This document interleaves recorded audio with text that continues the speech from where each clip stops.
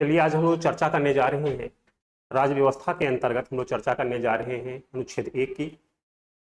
देखिए अगर हम देखें तो संवैधानिक प्रावधानों के अंतर्गत हमको पॉलिटी पढ़ना होता है, जिसको हम सामान्य भाषा में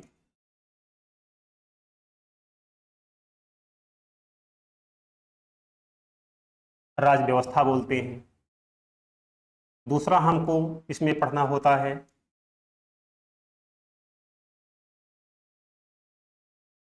संविधान पढ़ना होता है, और तीसरा हमें इसमें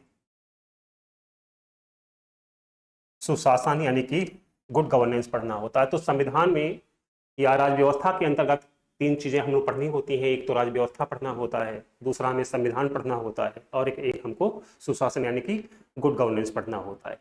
तो इस व्यवस्था के अंतर्गत सबसे पहले जो हम लोग बात करने जा रहे हैं वो बात करने जा रहे हैं संविधान के अनुच्छेद 1 भाग 1 और अनुसूची 1 की हम लोग बात करने जा रहे हैं। तो देखिए ध्यान देना ये है कि अगर हम देखें संविधान का भाग 1, जिसको हम लोग पार्ट 1 भी बोलते हैं, भाग 1 में हमारे यहाँ जो दिया गया है वो दिया गया है संघ एवं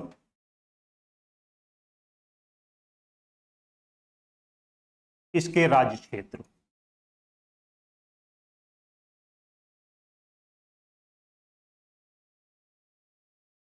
इसका उल्लेख संविधान में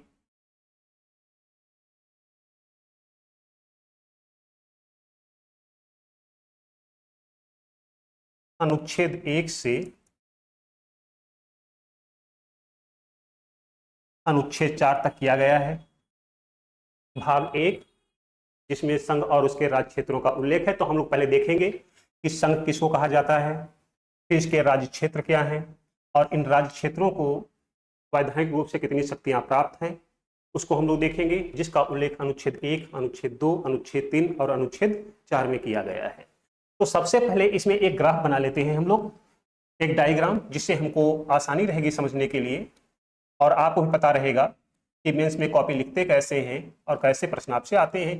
तो इसमें देखिए सबसे पहले क्या करता है कि हमें चारों अनुच्छेद लिख लेना है। सबसे पहले अनुच्छेद 1 है। अनुच्छेद 1 में संघ की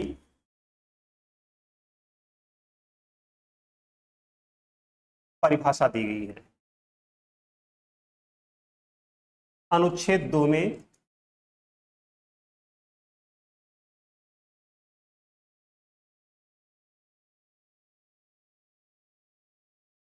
राज्यों के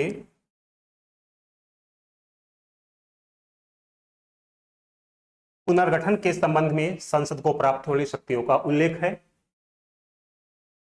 अनुच्छेद 4 में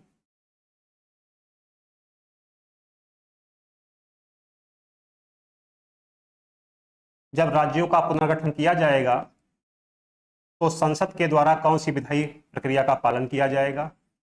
और अनुच्छेद 4 में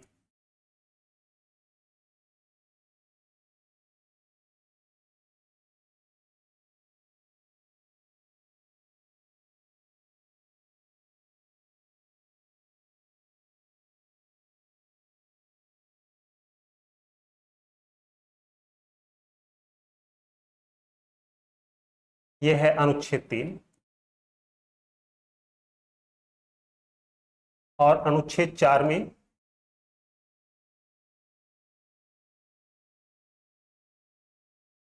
बताया गया है कि संसद के द्वारा अनुच्छेद 3 और अनुच्छेद 4 पर जो भी संविधान संशोधन किया जाएगा उसको अनुच्छेद 368 368 के अंडर में संविधान संशोधन नहीं माना जाएगा। तो एक तो आपके पास में हो गया कि अनुच्छेद 1 में संघ की परिभाषा, 2 में राज्यों के पुनर्गठन के संबंध में संसद को प्राप्त होने वाली शक्तियां, अनुच्छेद 4 में विधायी प्रक्रिया, और अनुच्छेद 3 में विधायी प्रक्रिया, और अनुच्छेद 4 में अनुच्छेद 3 पर और अनुच्छेद 2 पर जब भी कोई अनुच्छेद 2 और अनुच्छेद 3 पर जब भी कोई संसद के द्वारा संशोधन किया जाएगा तो उसको अनुच्छेद 368 के अंतर्गत संविधान संशोधन नहीं माना जाएगा। अब हम लोग बात करते हैं सबसे पहले अनुच्छेद 1 की। अब देखिए, अगर हम संविधान की बात करें तो संविधान का अनुच्छेद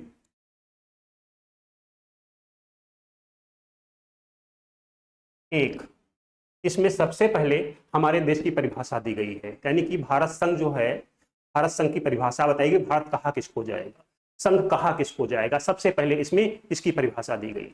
तो संविधान का अनुच्छेद 1 यह कहता है कि भारत राज्यों का संघ होगा। यानी कि अगर हम इसको देखें तो पहला पॉइंट इसमें लिखा है कि इंडिया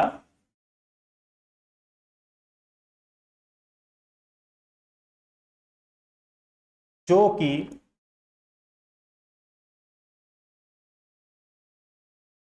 राज्यों का संघ होगा। अनुच्छेद 1 में हमको यह सब प्राप्त हुआ है कि इंडिया जो कि भारत है,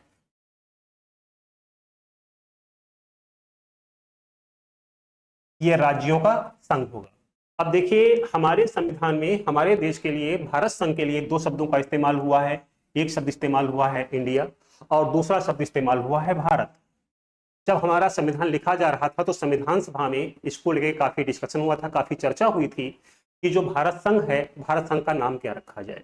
जैसे हमारे घर में जब कोई बच्चा होता है तो जो हमारे माता पिता होते हैं उनको काफी माथापच्ची करते हैं कि बच्चे का नाम क्या दिया जाए। जब हमारा देश हमारा आजाद हुआ था और आजादी के समय जो संविधान लिखा जा रहा था संविधान सभा के द्वारा, तो सबसे पहले प्रश्न ये था कि इसका नाम क्या दिया जाए। क्योंकि अगर हम इतिहास में देखें तो इतिहास में हमारे देश के लिए अलग अलग समय पर अलग नाम हमको प्राप्त होते हैं। कहीं जम्बूद्वीप आया है, कहीं पे आर्यावर्त आया हुआ है, कहीं पे हिंदुस्तान आया है, कभी भारत आया है, तो अलग अलग समय पर इसके अलग नाम रहे। तो इसमें से नाम इसको क्या किया जाए, तो अंत में संविधान सभा इस निर्णय पर पहुंचती है कि संघ के लिए दो शब्द इस्तेमाल किए जाएंगे। अंग्रेजी में, जब अंग्रेजी में लिखा जाएगा तो इसके लिए इंडिया शब्द इस्तेमाल किया जाएगा और जब इसको हिंदी में लिखा जाएगा तो इसके लिए भारत शब्द इस्तेमाल किया जाएगा। तो फाइनल में, अंत में यह निर्णय लिया गया कि अंग्रेजी वर्जन जो रहेगा इसका इंडिया रहेगा और हिंदी वर्जन जो इसका रहेगा वो भारत रहेगा।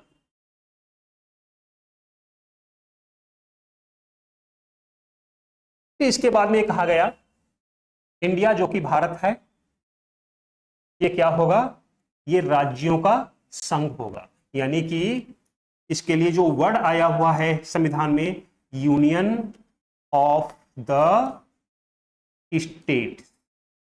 ध्यान ये देना है कि अगर हम संघ शब्द का देखें तो संघ शब्द के लिए अंग्रेजी में दो शब्दों का इस्तेमाल होता है। एक शब्द इस्तेमाल होता है फेडरल स्टेट और एक शब्द इस्तेमाल होता है हमारे यहां यूनियन। यानी कि इंग्लिश में दो टर्म होते हैं और दोनों में अगर हम कॉन्स्टिट्यूशनल या वैधानिक व्यवस्था के अंदर देखें तो वैधानिक व्यवस्था में, संवैधानिक प्रावधान में फेडरल स्टेट और यूनियन स्टेट में जमीन आसमान का अंतर होता है। तो भारत में अगर हम बात करें तो भारत में संघ के लिए जो शब्द इस्तेमाल किया गया है वो शब्द इस्तेमाल किया गया है यूनियन। इस शब्द को जानबूझ करके छोड़ा गया है। डॉक्टर भीमराव अंबेडकर ने संविधान सभा में इसके पीछे तर्क यह दिया था कि भारत जो होगा वो यूनियन ऑफ द स्टेट्स होगा, यानी कि राज्यों का संघ होगा। यानी कि हम यूनियन की जगह पर फेडरल वर्ड यूज नहीं करेंगे हम लोग, क्योंकि फेडरल स्टेट जो होते हैं इनकी विशेषता ये होती है कि जितने भी आपके फेडरल स्टेट हैं ये एक समझौते का परिणाम होते हैं। समझौते का परिणाम होने के कारण जब तक समझौते का सभी पक्ष पालन कर रहे हैं, सब साथ में हैं, और अगर उसमें से समझौता कोई पूरा नहीं करता है तो उसमें जो राज्य होते हैं, जो स्टेट होते हैं, उनको बाहर जाने की आजादी प्राप्त होती है। जैसे कि हमारे यहाँ 1991 से पहले यूएसएसआर था। यूएसएसआर जो था वो फेडरल स्टेट था, इसलिए परिणाम क्या हुआ, 1991 में 14 राज्यों में, 14 देशों में विभाजित हो गया।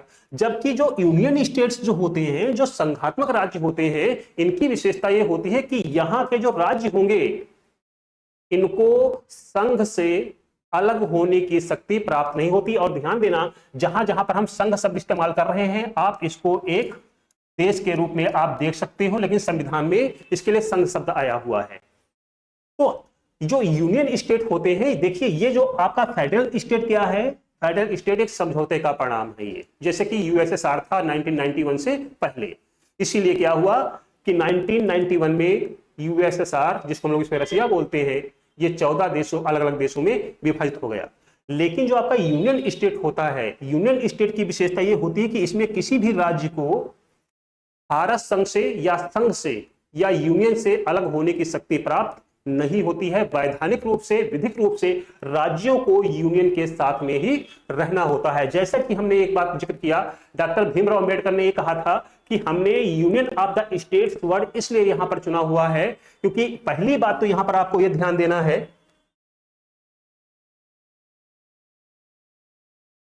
उन्होंने बताया कि जो यहां पर संघ शब्द है, संघ शब्द के लिए यूनियन वर्ड यूज किया जाएगा, पहला तो ये बताया उन्होंने। इसके पीछे एक कारण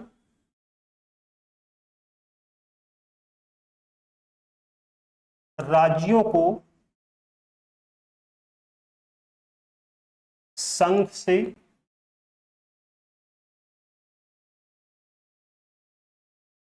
अलग होने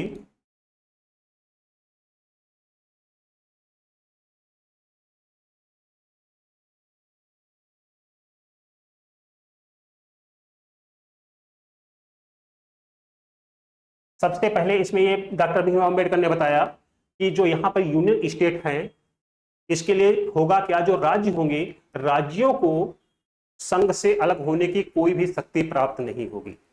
वो चाहे जैसी भी सिचुएशन हो, चाहे जो भी कंडीशन हो, भारत में राज्य संघ से अलग नहीं हो सकते हैं। और ये शब्द इसलिए इस्तेमाल किया गया था, भारत एक विशाल देश है, यहाँ पर अलग अलग सभ्यताएं हैं, अलग अलग संस्कृतियां हैं, अलग अलग भाषाएं हैं।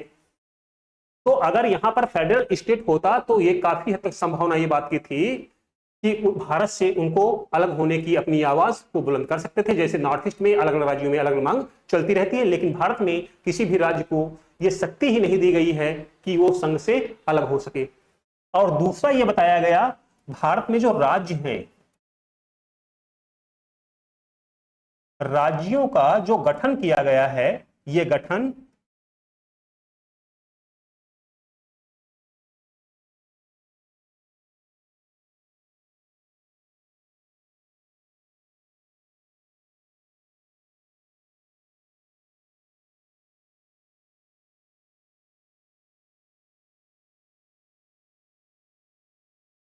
प्रशासनिक सुविधा की दृष्टि से इनको किया गया है। इसलिए भारत के किसी भी राज्य को संघ से अलग होने की शक्ति प्राप्त नहीं है। पहली चीज, राज्यों को शक्ति नहीं है कि वो संघ से अलग हो सके, देश से अलग हो सके। जो राज्यों का जो गठन किया गया है वो गठन प्रशासनिक आधार पर किया गया है, इसलिए राज्य अपनी स्वतंत्रता की, अपनी आजादी की मांग नहीं कर सकते हैं। और यही सेम सिचुएशन जो है यूएसए में है। यूएसए में भी राज्यों को यह शक्ति प्राप्त नहीं है कि वो संघ से अलग हो सके। तो यहां पर अनुच्छेद 1 में क्या है, अनुच्छेद 1 में इंडिया जो कि भारत है, राज्यों का संघ होगा। संघ के लिए हमारे यहां यूनियन वर्ड इस्तेमाल किया गया है, जिसमें राज्यों को अलग होने की कोई शक्ति प्राप्त नहीं है। अब यहां पर एक शब्द आपका दिया गया है,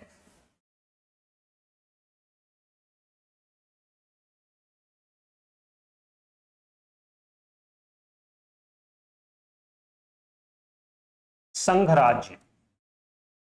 अब देखिए, संघ राज्य का मतलब ये हो गया, आप इसके लिए जो हम शब्द इस्तेमाल कर रहे हैं, आप भारत भी बोल सकते हो और इसको इंडिया भी बोल सकते हो। तो संघ राज्य में 3 प्रकार के क्षेत्रों को सम्मिलित किया गया है। एक है राज्य क्षेत्र, दूसरा है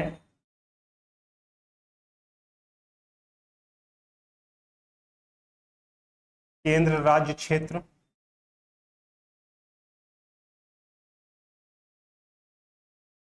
और तीसरा है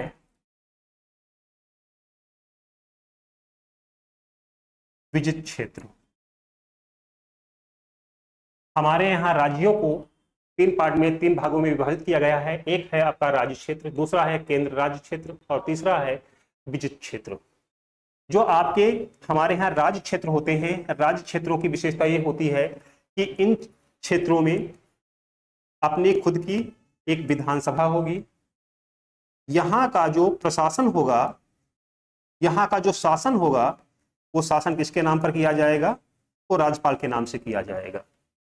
हमारे यहाँ सुविधा की दृष्टि से क्या किया गया है, जो भारत संघ है, भारत संघ को छोटे छोटे राज्यों में, छोटे छोटे क्षेत्रों में विभाजित कर दिया गया है। और ये छोटे जो क्षेत्र हैं उसमें एक आपका राज्य क्षेत्र होता है। राज्य क्षेत्र की विशेषता ये होती है कि राज्य क्षेत्र जो होता है ये काफी हद तक स्वायत्त होते हैं। स्वायत्त इस बात के लिए नहीं है कि वो भारत से अलग हो जाएंगे, स्वायत्तता इनको इस बात के लिए प्राप्त होती है कि वो स्वतंत्रता पूर्वक, उनको इस बात के लिए संविधान में सुरक्षा दी गई है कि वह अपने नागरिकों और अपने क्षेत्र के विकास के लिए कोई भी कदम उठा सकते हैं, उसमें केंद्र के द्वारा कोई भी हस्तक्षेप नहीं किया जाएगा। इसलिए वहां पे क्या होता है, उनकी खुद की अपनी एक विधानसभा होती है, उनका खुद का अपना मुख्यमंत्री होता है, और वहां का जो प्रशासन होता है वो प्रशासन, वहां का शासन राज्यपाल यानी कि गवर्नर के नाम से किया जाता है। जबकि जो केंद्र राज्य होते हैं, जिनको हम लोग केंद्र शासित प्रदेश के नाम से जानते हैं, यूनियन टेरिटरी के नाम से जानते हैं, इनकी विशेषता होती है कि यहां का जो शासन होता है, यहां का शासन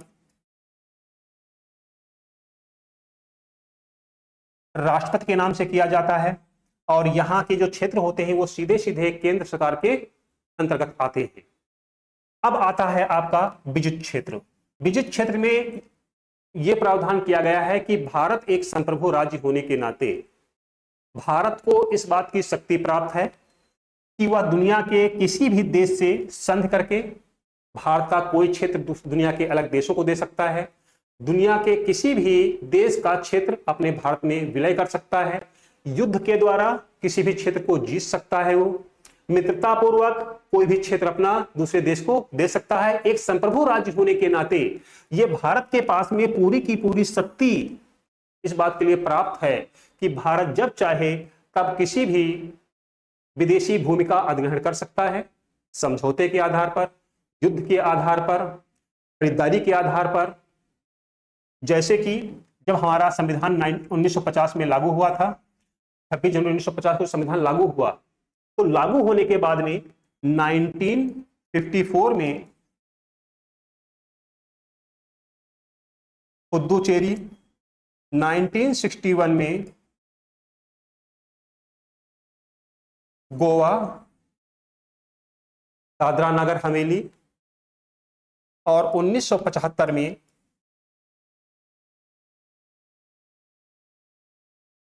सिक्किम का अधिग्रहण भारत सरकार के द्वारा किया गया है। 1954 में देखें तो 1954 में पुद्दुचेरी पर फ्रांस का अधिकार था, आपसी सहमति के आधार पर इसका भारत में विलय कर लिया गया, क्योंकि भारत एक संप्रभु राज्य है, तो आपसी सहमति से पुद्दुचेरी को भारत में मिला लिया गया। 1961 में गोवा और जो दादरा नगर हवेली थी, इस पर पुर्तगालियों का अधिकार था, इसको सैनिक कार्रवाई करके भारत में विलय कर लिया गया। फिर इसके बाद में सिक्किम, जहां पे राजवंश था, यहां पर आपका रेफरेंडम के द्वारा इसका भारत में विलय कर लिया गया।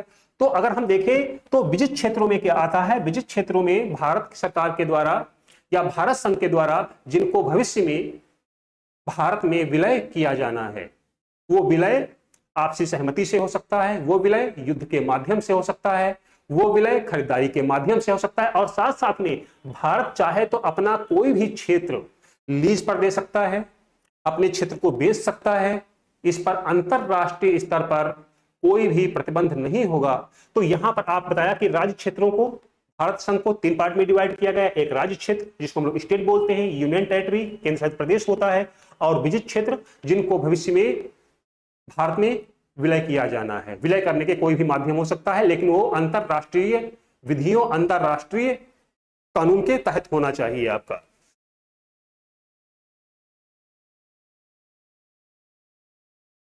अब इसके बाद में हमारा संविधान में दिया गया है अनुच्छेद 2। अनुच्छेद 2 में यह कहा गया है, भारत एक संप्रभु राज्य होने के नाते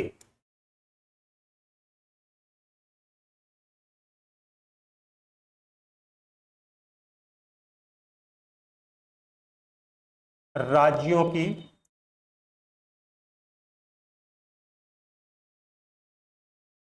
सीमा में परिवर्तन कर सकता है,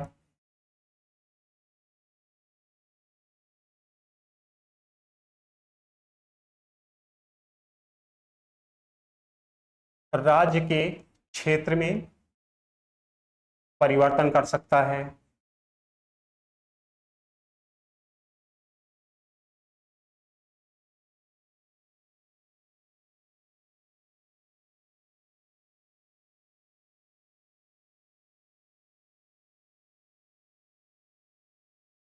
नए राज्यों का पुनर्गठन कर सकता है। तो अनुच्छेद 2 में यह कहा गया है कि राज्यों की सीमा में परिवर्तन, राज्यों के क्षेत्र में परिवर्तन और नए राज्यों के पुनर्गठन के संबंध में जो शक्ति प्राप्त होगी, वो शक्ति किसको प्राप्त होगी?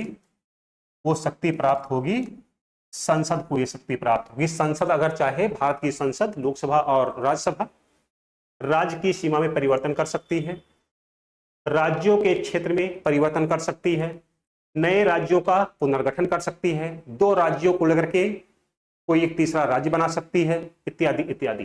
तो अनुच्छेद 2 में यह कहा गया है कि जब राज्यों की सीमा में परिवर्तन किया जाएगा, क्षेत्र में परिवर्तन किया जाएगा, राज्यों का पुनर्गठन किया जाएगा और राज्यों को मिलाकर कोई एक नया राज्य बनाया जाएगा, तो इसमें यह शक्ति जो होगी ये संसद के पास में सुरक्षित होगी, ये शक्ति है।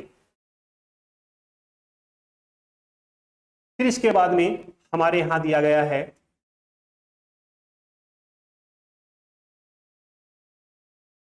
अनुच्छेद 3। अनुच्छेद 3 ये कहता है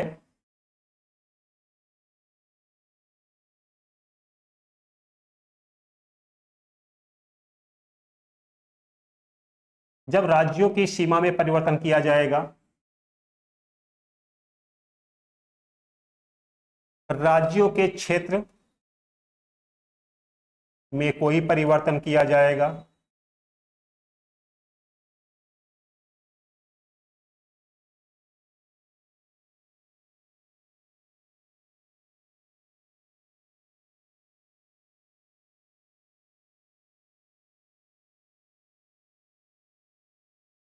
और राज्यों का पुनर्गठन किया जाएगा, इत्यादि इत्यादि। तो इसके लिए संविधान में तय प्रक्रिया का पालन संसद करेगी। यानी कि इसमें यह कहा गया है कि संसद इसके लिए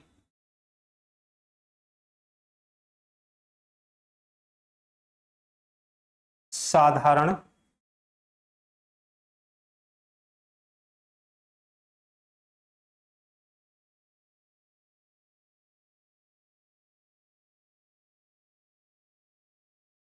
विधायी प्रक्रिया द्वारा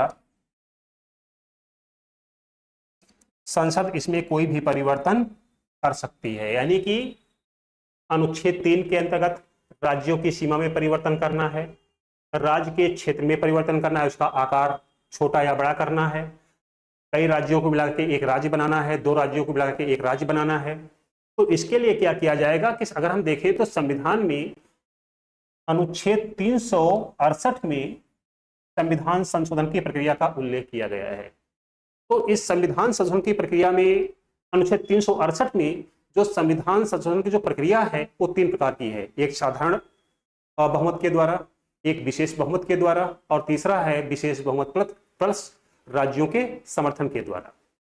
तो यह कहा गया है कि अनुच्छेद 368 के अंडर में जब भी इनमें कोई परिवर्तन किया जाएगा, इनकी सीमा पे परिवर्तन किया जाएगा, राज्यों का पुनर्गठन किया जाएगा, तो इसके लिए क्या किया जाएगा? साधारण विधायी प्रक्रिया का पालन किया जाएगा। साधारण विधायी प्रक्रिया के द्वारा भारत में संसद नए राज्यों का गठन कर सकता है, कई राज्यों को मिलाकर के एक राज्य बना सकता है, उसके राज्य का दर्जा समाप्त कर सकता है, केंद्र शासित प्रदेश को राज्य क्षेत्र घोषित कर सकता है, राज्य क्षेत्र को केंद्र शासित प्रदेश घोषित कर सकता है। जैसे कि अभी आपको बहुत दिन की बात तो है नहीं, 2019 की अगर हम बात करें तो 2019 से पहले जम्मू कश्मीर हमारे यहाँ एक राज्य हुआ करता था। अनुच्छेद 370 के लिए विशेष पावर इसको दिया गया था, लेकिन जब 370 को 2019 में हटाया गया और हटा करके इसको क्या कर दिया गया, इसको केंद्र शासित प्रदेश बना दिया गया। और केंद्र शासित प्रदेश ही नहीं बना दिया गया, जम्मू कश्मीर के 2 टुकड़े कर दिए गए, एक लद्दाख और दूसरा जम्मू कश्मीर। तो यह शक्ति संसद के पास में है। संसद चाहे तो किसी भी राज्य क्षेत्र का क्षेत्रफल कम कर सकती है उसका, उसकी सीमा में परिवर्तन कर सकती है, उस राज्य को काट के दो भाग बना सकती है, उसके जो राज्य का दर्जा है वो समाप्त कर सकती है, उसको यूटी घोषित कर सकती है, यूटी को राज्य घोषित कर सकती है। तो ये सारी क्या सारी शक्तियां जो होती हैं ये संसद को प्राप्त होती हैं। लेकिन जो जितनी हम चीजें आपको बताए हैं इसमें से अगर कोई भी परिवर्तन करना है तो इस परिवर्तन के लिए कौन सी प्रक्रिया का पालन किया जाएगा? साधारण विधायी प्रक्रिया का पालन किया जाएगा, ना कि विशेष बहुमत विधि या विशेष बहुमत प्लस राज्यों के समर्थन की आवश्यकता होती है। लेकिन यहां पर एक चीज आपको यह समझ लेना है कि संविधान का अनुच्छेद 3 ये कहता है, संविधान का अनुच्छेद 3 ये कहता है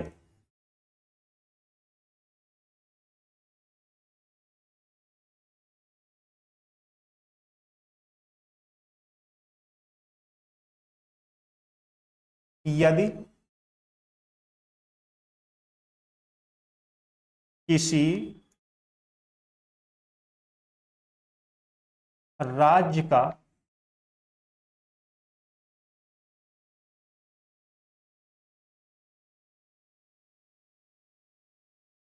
नाम परिवर्तित किया जा रहा है, ध्यान दीजिएगा, अनुच्छेद 3 ये कहता है अगर किसी राज्य का नाम परिवर्तित किया जा रहा है, या हम ये कहें कि भाग 2 पर जो भी संशोधन विधेयक आना है, विशेष रूप से किसी राज्य के नाम में परिवर्तन के संबंध में, तो इसको संसद में प्रस्तुत करने से पूर्व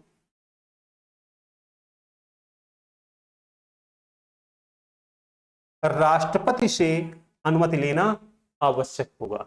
यानी कि राष्ट्रपति की अनुमति से ही इन विधेयकों को अनुच्छेद 2 और अनुच्छेद 3 पर जो भी संशोधन किया जा रहा है उसको राष्ट्रपति के अनुमति से ही संसद में प्रस्तुत किया जाएगा। लेकिन अगर किसी राज्य का नाम परिवर्तन किया जा रहा है संसद के द्वारा, तो संविधान में एक प्रक्रिया यह बताई गई है कि जब राष्ट्रपति इसकी अनुमति देगा तो राष्ट्रपति इसकी जानकारी जो होगी संबंधित राज्य के विधानसभा को दी जाएगी, और विधानसभा से एक निश्चित समय में अपेक्षा यह की जाती है कि विधानसभा के जो विचार हैं वो विचारों से राष्ट्रपति को एक निश्चित समय के अंतर्गत अवगत कराएंगे। जैसे सपोज करें थोड़ी देर के लिए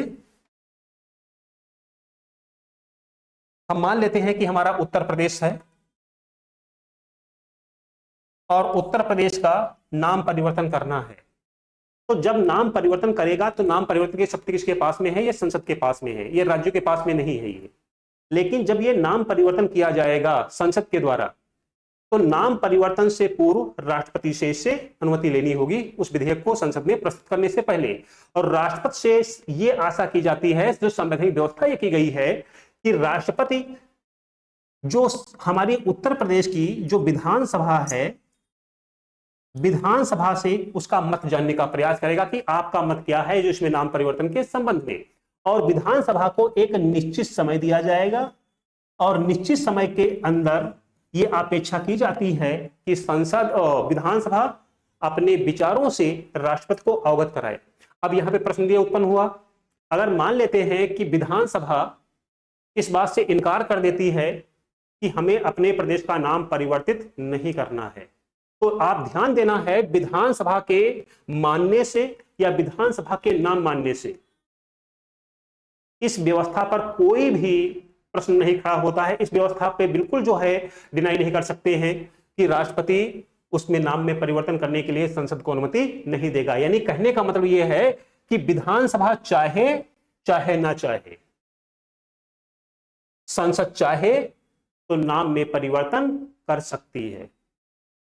यह सिर्फ और सिर्फ एक विधायी प्रक्रिया है, एक संवैधानिक व्यवस्था है, और इस संवैधानिक व्यवस्था के अंतर्गत अपेक्षा यह की जाती है जिस राज्य के संबंध में यह विधेयक लाया जा रहा है वहां के विधानसभा को इसकी जानकारी देना और विधानसभा के सदस्यों का मत क्या है, मत को जानना। लेकिन इनके इनकार करने से, इनके स्वीकार कर लेने से विधेयक पर कोई भी प्रभाव पड़ने वाला नहीं है। तो ये आपको ध्यान रखिएगा आप लोग। फिर इसके बाद में आता है हमारा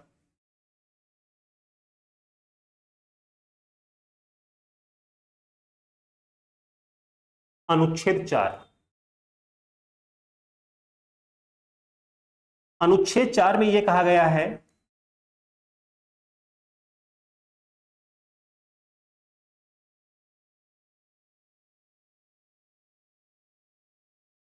अनुच्छेद 3 और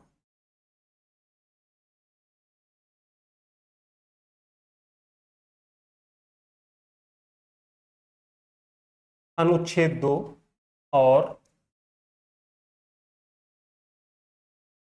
अनुच्छेद 3 पर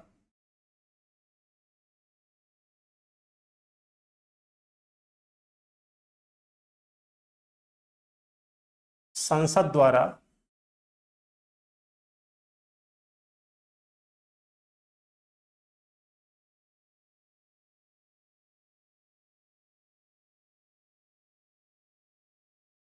जो संशोधन किया जाएगा उसको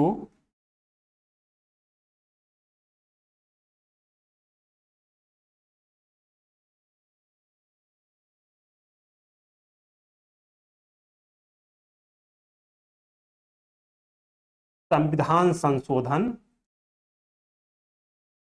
नहीं माना जाएगा अनुच्छेद 368 के अंतर्गत।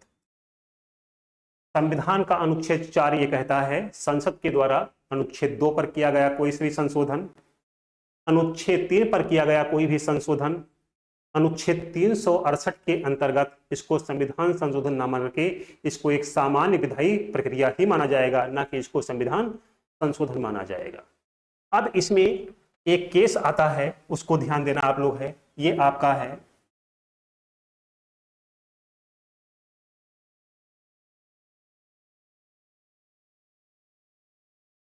बेरुबाड़ी केस 1960। क्योंकि संविधान में जो ये केस होते हैं, ये केस बहुत महत्वपूर्ण होते हैं क्योंकि इसके संबंध में आपसे भी प्रश्न पूछ लिए जाते हैं आप लोगों से। अब देखिए, जैसे कि हमने आपको ये बताया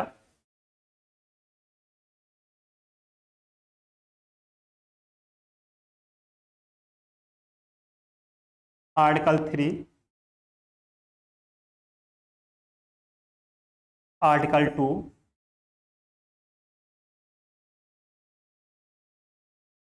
और आर्टिकल 3। आर्टिकल 2 में यह कहा गया है संसद को यह अधिकार प्राप्त है, वो किसी भी राज्य की सीमा में परिवर्तन कर सकता है, उसके क्षेत्र में परिवर्तन कर सकता है, उसके नाम में परिवर्तन कर सकता है, राज्यों को बांट करके एक राज्य बना सकता है, विदेशी भूमि का अधिग्रहण कर सकता है, एक स्वायत्त राज्य, एक ऑटो जो है क्या बोलते हैं हम लोग हिंदी में इसको संप्रभु राज्य। संप्रभु राज्य होने के नाते भारत की संसद को, भारत को ये शक्ति प्राप्त है और अपने नए राज्यों का गठन कर सकता है, पुराने राज्यों का आपस में विलय कर सकता है, विदेशी भूमि का अधिग्रहण कर सकता है, इत्यादि इत्यादि। और इसमें यह कहा गया है कि जब भी नए राज्यों का गठन किया जाएगा, राज्य की सीमा में परिवर्तन किया जाएगा, नाम में परिवर्तन किया जाएगा, विदेशी भूमि का अधिग्रहण किया जाएगा, इत्यादि इत्यादि, तो इसके संबंध में क्या होगा, ये काम संसद कैसे कर सकती है,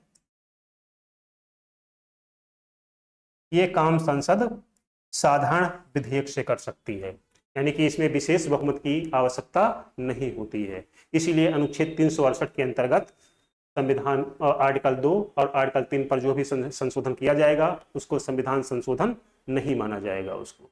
लेकिन सवाल यह है कि अगर मान लेते हैं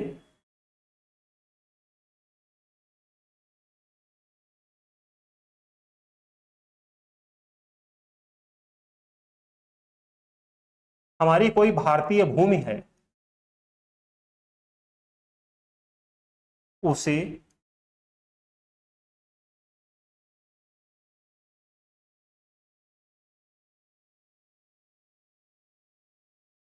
किसी विदेशी शक्ति को सौंपना है।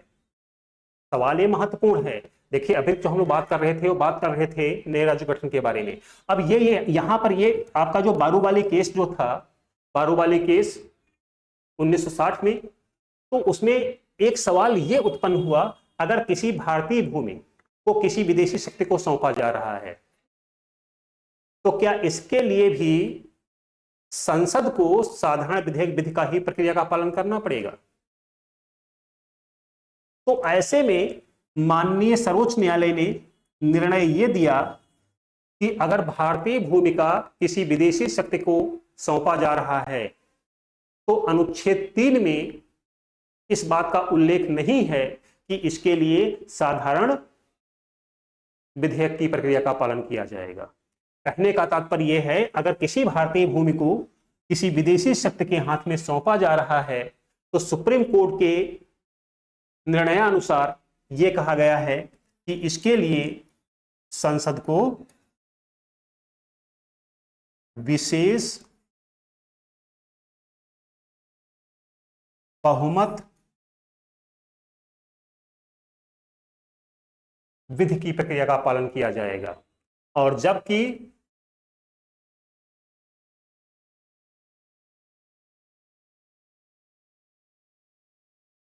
नए राज्यों का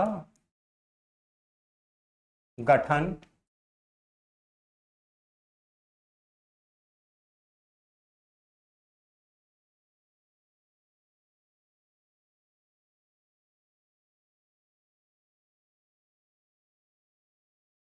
विदेशी भूमि का अधिग्रहण, राज्य की सीमा में परिवर्तन, क्षेत्र में परिवर्तन, अगर ये हो रहा है तो इसको साधारण बहुमत विशेष का प्रयोग किया जाएगा। यानी कि आपको यह ध्यान देना है, अगर हम अपने भारत की बात करें, अगर कोई लैंड भारत में आ रही है या भारत की है, इसके लिए आप जो है साधारण बहुमत अपनाओगे। लेकिन अगर भारत की कोई भूमि जो है अगर किसी विदेशी के हाथ में सौंपना है तो इसके लिए विशेष बहुमत विधि का प्रयोग किया जाएगा माननीय सर्वोच्च न्यायालय के निर्णयानुसार, ना कि इसके लिए साधारण बहुमत विधि से अपनाया जाएगा। जैसे कि आप लोगों को पता है 2014 में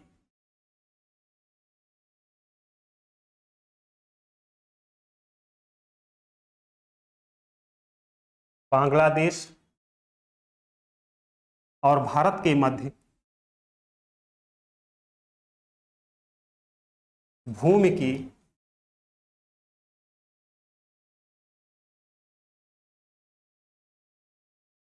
अदला बदली हुई थी। जब इस भूमि की अदला बदली हुई थी तो इसका मतलब हुआ कि जो बांग्लादेश का जो क्षेत्र भारत में आ रहा था तो इसके लिए संसद को साधारण बहुमत विधि का प्रयोग का पालन करना पड़ा होगा। लेकिन भारत का जो क्षेत्र बांग्लादेश को कट के जा रहा होगा इसके लिए स्पेशल मेजॉरिटी का प्रयोग किया गया होगा। तो इस प्रकार से हमने ये देखा कि भाग 1 में अनुच्छेद 1 जिसमें हमारे देश की परिभाषा बताई गई है, इंडिया जो कि भारत है। अनुच्छेद 2 राज्यों के पुनर्गठन के संबंध में, जो राज्यों का पुनर्गठन है उसको संसद करेगी। नंबर 3 राज्यों के पुनर्गठन के संबंध में इस विधायी प्रक्रिया का पालन किया जाएगा। और अनुच्छेद 4 में इस बात का उल्लेख किया गया कि अनुच्छेद 2 और अनुच्छेद 3 पर जो भी संशोधन किया जाएगा अनुच्छेद 368 के अंडर में उसको संविधान संशोधन न मान करके उसको एक सामान्य विधायी प्रक्रिया का पालन माना जाएगा। जैसे कि हमने आपको बताया, एक चीज आप लोग प्रश्न ध्यान दीजिएगा। एक प्रश्न आपका जो है पीसीएस में आया हुआ है, इस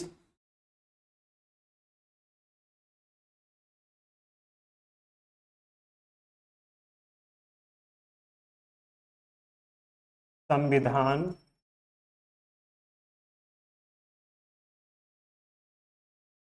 संशोधन द्वारा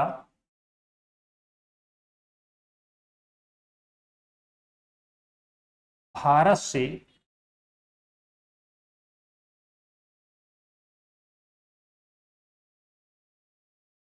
अलग होने पर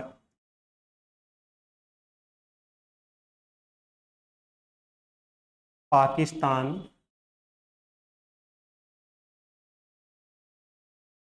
को मान्यता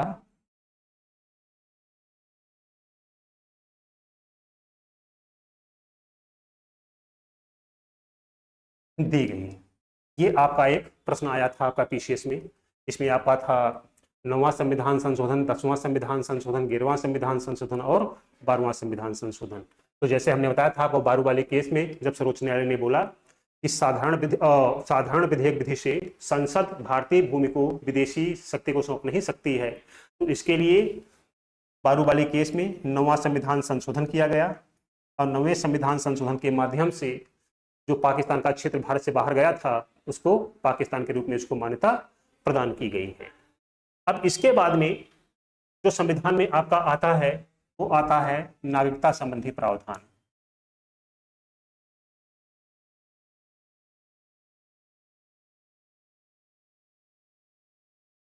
इसका उल्लेख संविधान के भाग 2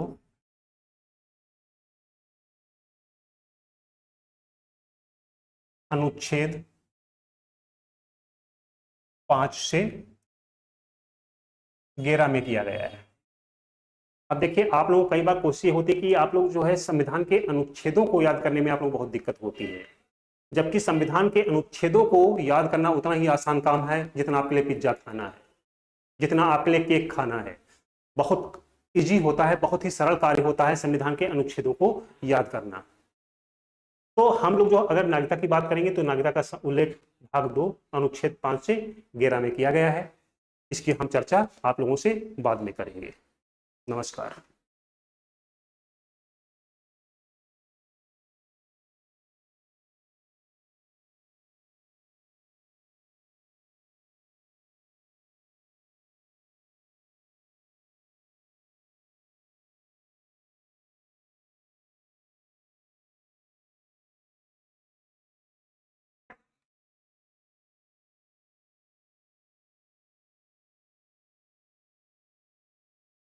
कितने मिनट हो गए?